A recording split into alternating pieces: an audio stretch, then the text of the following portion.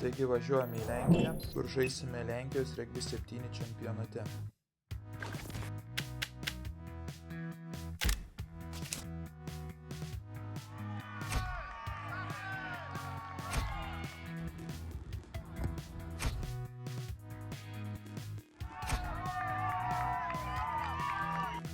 Lenkijos regbio 7 čempionatų susidaro iš 8 turų, 4 turai jau yra įvykę, o 5 ture žaidžiame ir mes.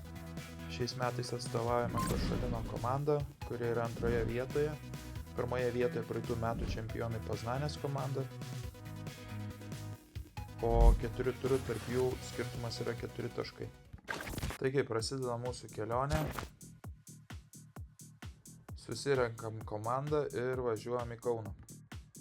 Skrydis su 2 persėdimais, todėl nusileidę papusryčiaujame ir judame toliau, kol Kęstutis dar bandys sugrūsti savo oversizinį bagažą. Pagaliau nusigavę į Košaliną, padarėme treniruotę su komanda.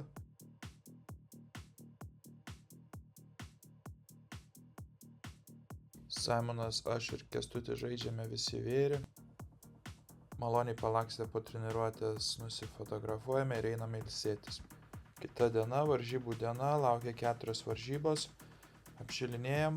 Pirmos varžybos prieš Liubino komandą. Jas nesunkiai laimime, rezultatu 0-70. Antros varžybos prieš Titano Gniezno komandą. Laimime 5-47.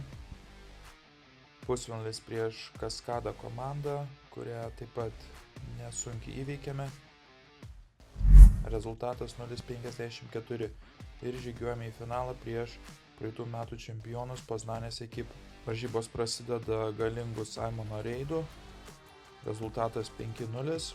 Turime geltoną kortelę, prarandame autą ir gauname atsakomuosius taškus. Rezultatas 5-5. Žaidžiame vieno žaidėjo mažumoje, tačiau pirmo kėlinio gale sugebame žeminti ir persisti rezultatą į 12-5.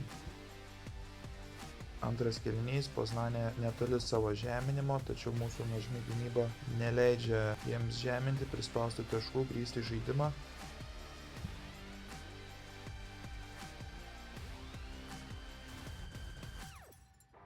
To pasekoje Poznanė gauda baudą.